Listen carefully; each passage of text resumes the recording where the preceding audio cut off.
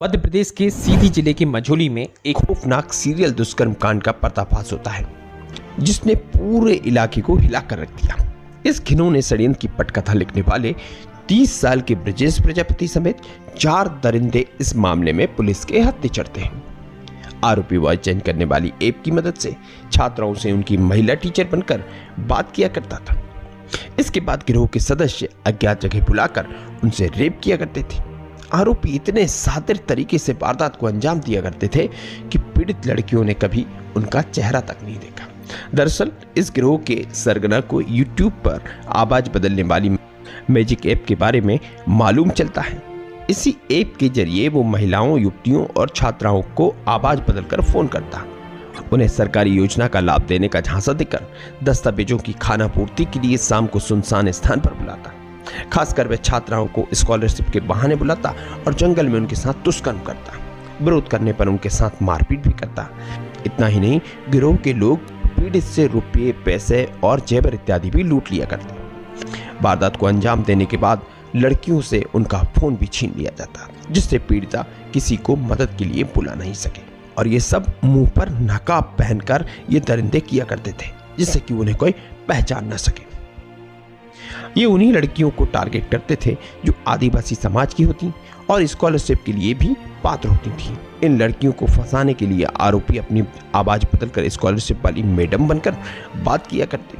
फिर उनको scholarship form में कुछ दिक्कत है ये बताते हुए बड़ी चालाकी से एकांत वाली जगह पर मिलने बुलाते।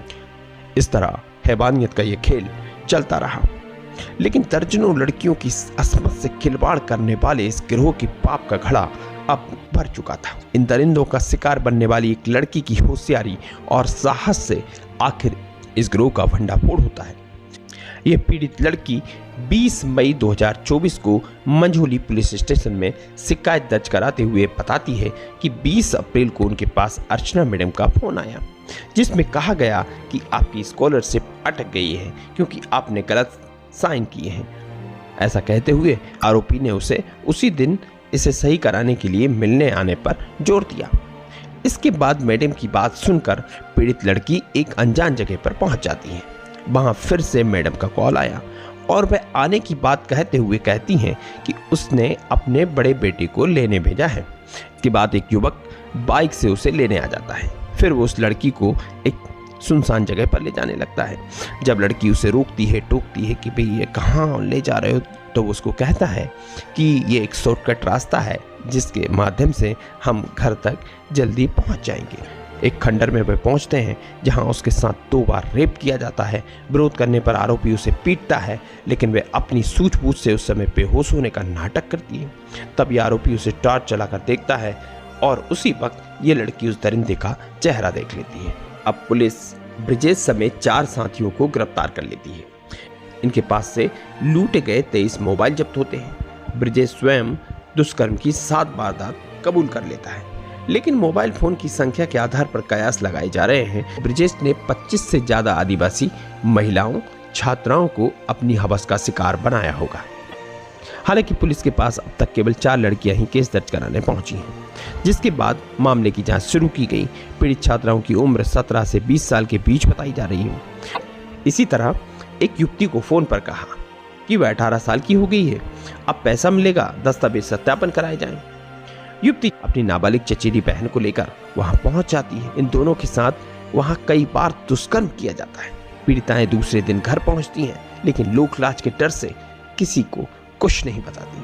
तो इस तरह ब्रजेश अर्चना मैडम बनकर महिला की आवाज में छात्राओं व युवतियों को फोन किया करता। वे छात्राओं को छात्रवृत्ति, युवतियों को आवास तो महिलाओं को दूसरी योजनाओं का लाभ देने का लालच देता। छात्राओं से कहता वे घर में हैं और बेटे को उसे लेने बाइक से भेज रही है। सभी से पूछता है तुम कहां तक आ सकती हो, इसके आगे मेरा बेटा तुम्हें लेकर आ जाएगा। इतनी बात होने के बाद पीड़िताओं के तय स्थान पर पहुंचने के बाद बाइक लेकर आरोपी का साथी हेलमेट और ग्लव्स पहनकर पहुंचता। वह जंगल के रास्ते अकला गांव के कछरिया टोला में खाली पड़े खंडर में उन्हें ले जाता। मेन रोड से 14 किलोमीटर अंदर जंगल में जर्जर भवन में युवती से 4 से 5 बार दुष्कर्म करता था। आरोपी ब्रजेश के हाथ पैर जबलपुर में स्टील फैक्ट्री में जल गए थे। वह ससुराल मुड़वास में रहने लगा कुछ दिन पहले गुजरात से आया पीड़िताओं ने उसके हाथ पर चले निशान बताए, तब आरोपी पुलिस के हत्थे चढ़ सका। मुख्य आरोपी का सीधी में बना घर ढहा दिया गया। घटना को मुख्यमंत्री डॉक्टर मोहन यादव ने गंभीरता से लेते हुए 9 सदस्यीय एसआईटी बनाई है। इसकी कमान महिला डीएसपी रोशनी सिंह ठाकुर को सौंपी गई है। मामले में पॉक्सो एक्ट में भी कार्रवाई की गई है। अब देखना यह होगा कि आखिरकार ऐसी कितनी वे युवतियां और कितनी वैसी महिलाएं हैं जिनके साथ इन आरोपियों ने दुष्कर्म किया, उनका जीवन बर्बाद किया, जो लोक लाज से डर के अपने घरों में बैठी।